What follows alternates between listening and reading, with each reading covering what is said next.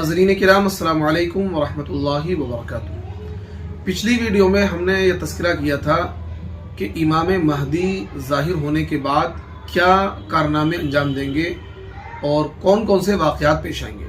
तो आज की वीडियो में हम आपको ये बताएंगे कि इमाम महदी के ज़ाहिर होने के बाद कौन कौन से वाक़यात रोनुमा होंगे और फिर उसके बाद वो इमाम महदी क्या कारनामा अंजाम देंगे और दुनिया के हालात किस तरीके से हो जाएंगे और क्या मामलात पेश आएंगे। तो देखिए, सबसे पहले मैं एक हदीस आपके सामने पेश कर रहा हूँ, उसके बाद को मैं तबसरा करूँगा। ये हदीस इब्न हिब्बान की भी है और अल मुअजमुल कबीर के अंदर भी ये रिवायत है, अल मुअजमुल औसत के अंदर भी ये रिवायत है। देखिए, उम्मुल मुमिनीन उम्मे सलमा रज़ियल्लाहु अन्हा फरमाती है कि मैंने रसूलुल्लाह सल्लल्लाहु अलैहि वसल्लम को ये फरमाते हुए सुना कि खलीफा की वफ़ात पर इख्तिलाफ होगा। ख़ानदान बनी हाशिम का एक शख्स इस ख्याल से कि कहीं लोग मुझे खलीफा न बना दें, मदीना से मक्का चला जाएगा। लोग उसे पहचान कर कि यही महदी आखिरुज़्ज़मा है, घर से बाहर निकाल लाएंगे और हजर अस्वद और मकाम इब्राहीम के दरमियान उनके ना चाहते हुए भी उसके हाथ पर बैत कर लेंगे। इसकी बैत खिलाफत की खबर सुनकर शाम से एक लश्कर उनसे मुकाबला करने के लिए रवाना होगा। चुनांचे ये लश्कर मकाम बैदा में धंसा दिया जाएगा। उसके बाद उनके पास इराक के औलिया और शाम के अब्दाल हाजिर होंगे। फिर एक शख्स शाम से निकलेगा जिसकी ननिहाल कबीले कल्ब में होगी। वो अपना लश्कर इन बनी हाशिम के उस शख्स के खिलाफ मुकाबले के लिए रवाना करेगा। अल्लाह तबारक व तआला इस लश्कर को शिकस्त देगा जिसके नतीजे में उन पर आफत आएगी। यही कल्ब की जंग है। वो शख्स खसारे में रहेगा जो कल्ब की गनीमत से महरूम रहा। फिर वो महदी खजानों को खोल देंगे और माले गनीमत को तकसीम करेंगे और इस्लाम दुनिया में मुस्तहकम हो जाएगा, मजबूत हो जाएगा। और वो इस तरह 7 साल या 9 साल रहेंगे। रावी ने दोनों बातें बयान करी है, 7 साल रहेंगे या तो 9 साल रहेंगे। इस रिवायत को तबरानी ने अल औसत में रिवायत किया है और इसके तमाम रावी सही हैं। मजमुअ ज़वाइद के अंदर ये रिवायत है, जिल्द नंबर 7 सफ़ा नंबर 315। अच्छा जी, अबू दाऊद के अंदर भी इस तरह की रिवायत है, उसमें इन अल्फाज का इजाफा है। फिर वो महदी वफात पा जाएंगे और लोग उनकी नमाज जनाजा पढ़ेंगे। 7 साल या 9 साल के बाद वो वफात पा जाएंगे, लोग उनकी जनाजे की नमाज पढ़ेंगे। अच्छा देखिए, तबरानी की रिवायत में है कि बैत करने वालों की तादाद मैदान बदर के सहाबा के बराबर यानी कि 313 होगी।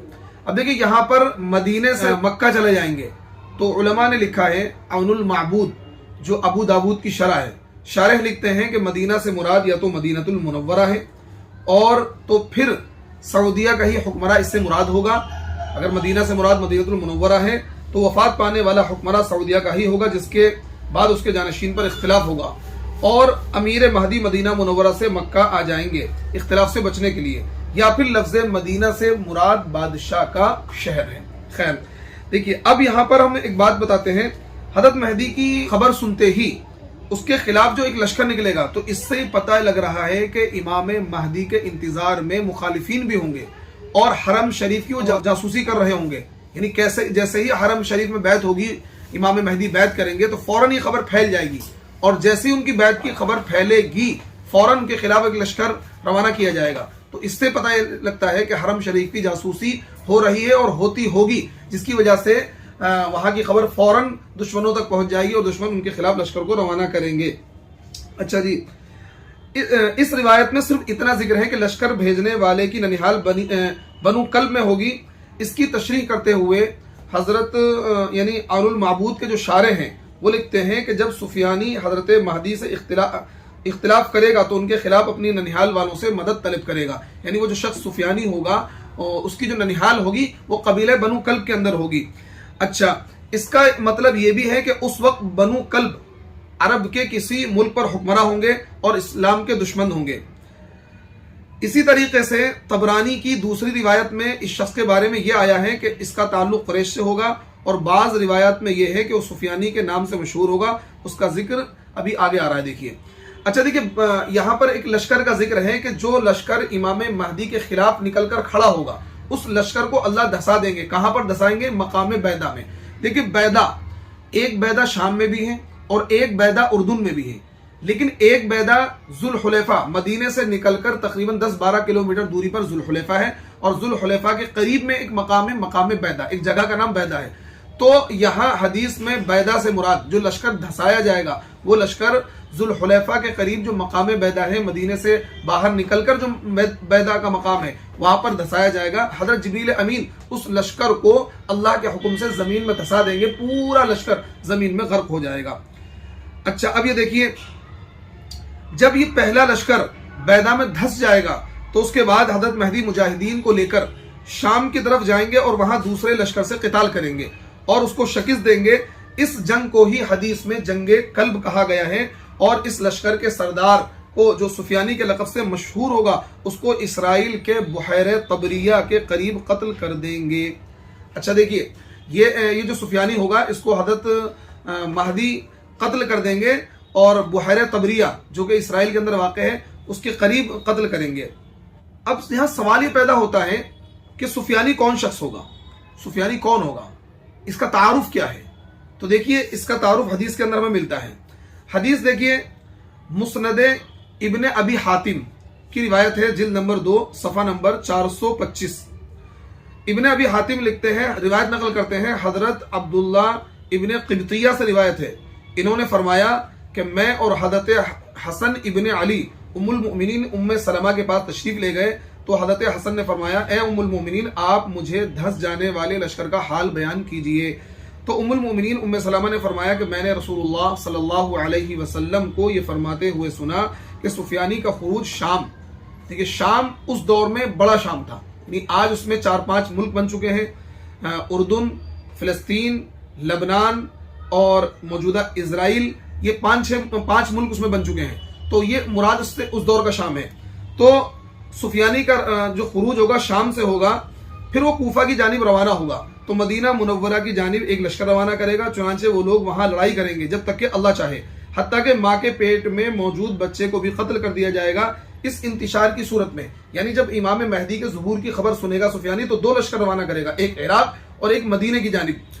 تو عراق میں جا کر وہ لشکر تباہی پھیلائے گا، اور یہ لشکر مدینے میں 3 دن تباہی پھیلائے گا، قتل و غارت گری کرے گا، اس کے بعد آگے بڑھے گا تو مقام بیدا میں دھسا دیا جائے گا۔ دیکھیے، تو اس انتشار کی صورت میں حضرت فاطمہ کی اولاد میں سے، یا فرمایا حضرت علی کی اولاد میں سے ایک پناہ لینے والا حرم شریف میں پناہ لے گا، لہذا اس کو پکڑنے کے لیے وہ لشکر والے اس کی طرف نکلیں گے، تو جب یہ لوگ مقام بیدا میں پہنچیں گے تو ان سب کو زمین میں دھسا دیا جائے گا، سوائے ایک شخص کے جو لوگوں کو ڈرائے گا۔ تو دیکھیے، یہ جو روایت ہے اس کے بارے میں امام حاکم نے اسی طرح کی، امام حاکم نے مذکورہ مفہوم کی روایت امام بخاری اور امام مسلم کی شرط پر نقل کی ہے اور اس کو صحیح کہا ہے، امام ذہبی نے بھی اس سے اتفاق کیا ہے۔ اچھا دیکھیے، حضرت کعب سے روایت ہے، حضرت کعب سے روایت ہے، نعیم ابن حماد کی جو کتاب ہے الفتن، اس میں یہ روایت ہے، صفحہ نمبر ہے 279 اور جلد نمبر ہے 1، اس میں کیا حضرت کعب سے روایت ہے، فرمایا کہ سفیانی کا نام عبداللہ ہوگا، سفیانی کا نام عبداللہ ہوگا، یعنی سفیانی جو ہوگا وہ مسلمان ہوگا لیکن اپنی بدعمالیوں کی وجہ سے مسلمانوں کے خلاف ہو جائے گا اور مسلمان اس کے خلاف ہو جائیں گے، اور وہ امام مہدی کے خلاف لشکر لے کر روانہ ہوگا تو اس کے لشکر کو دھسا دیا جائے گا۔ پھر خود سفیانی اپنے لشکر کے ساتھ امام مہدی سے مقابلہ کرے گا، حضرت امام مہدی اس کے لشکر کو شکست دیں گے، اور اس سفیانی کو، جس کا نام عبداللہ ہوگا، سفیانی کے لقب سے مشہور ہوگا، اسرائیل میں بحیرہ طبریہ، طبریہ ایک جھیل ہے، اس کے قریب جا کر حضرت امام مہدی اس کو قتل کر دیں گے۔ اچھا دیکھیے، سفیانی کا خروج کہاں سے ہوگا؟ الفتن کی ایک روایت میں ہے سفیانی کا خروج مغربی شام میں اندر نامی ایک جگہ ہے، اندر نامی ایک جگہ ہے، وہاں سے سفیانی کا خروج ہوگا، اور یہ جو اندر ہے اس پر اس وقت موجودہ اسرائیل کا قبضہ ہے۔ 1948 میں اسرائیل نے اندر نامی یہ قصبہ ہے اس پر اسرائیل نے قبضہ کیا تھا۔ یہ شمالی اسرائیل کا جو ضلع الناصرہ ہے اس کے قریب ایک قصبہ ہے اندر نامی، وہاں سے اس سفیانی کا خروج ہوگا۔ دیکھیے آپ کو بتا دوں، یہ جو اسرائیل، فلسطین، لبنان، اردن، سیریا، یہ 5 پہلے ایک ہی ملک تھے، پورا سیریا تھا، جیسے کہ ہمارا ہندوستان ہے، ہندوستان میں 3 ٹکڑے بن گئے، ایک پاکستان بن گیا، ایک بنگلہ دیش بن گیا، اسی طریقے سے شام بہت بڑا ملک تھا اللہ کے نبی کے زمانے میں، یہ پورا ملک شام کہلاتا تھا، لیکن اب اس کے 5 ٹکڑے ہو گئے، لبنان، اردن، فلسطین، سیریا اور اسرائیل، 5 ملک بن گئے۔ تو دیکھیے اسی وجہ سے کہا گیا سفیانی کا خروج مغربی شام میں اندر نامی جگہ سے ہوگا، اور اندر نامی جو قصبہ ہے آج کل وہ موجودہ اسرائیل کا حصہ ہے۔ اچھا دیکھیے مشکات کی جو شرح ہے مظاہر حق جدید، اس میں ایک روایت نقل کی ہے، حضرت علی کرم اللہ وجہ سے روایت ہے کہ سفیانی جو آخری زمانے میں شام کے علاقے پر قابض ہوگا، نسلی طور پر خالد ابن یزید ابن معاویہ ابن ابو سفیان اموی کی پشت سے تعلق رکھتا ہوگا، وہ بڑے سر اور چیچک زدہ چہرے والا ہوگا، اس کی آنکھ میں ایک سفید دھبا ہوگا، دمشق کی طرف اس کا ظہور ہوگا، اس کے ساتھ قبیلے کلب کے لوگوں کی اکثریت ہوگی، لوگوں کا خون بہانا اس کی خاص عادت ہوگی، یہاں تک کہ حاملہ عورتوں کے پیٹ چاک کر کے بچوں کو بھی ہلاک کر دیا جائے گا۔ وہ جب حضرت مہدی کے خروج کی خبر سنے گا تو ان سے جنگ کرنے کے لیے لشکر بھیجے گا۔ یہ بات مشکات کی جو شرح ہے مظاہر حق جدید، اس کے اندر شارح مشکات نے اس بات کو نقل کیا ہے، جلد نمبر 4 ہے، صفحہ نمبر 43 ہے۔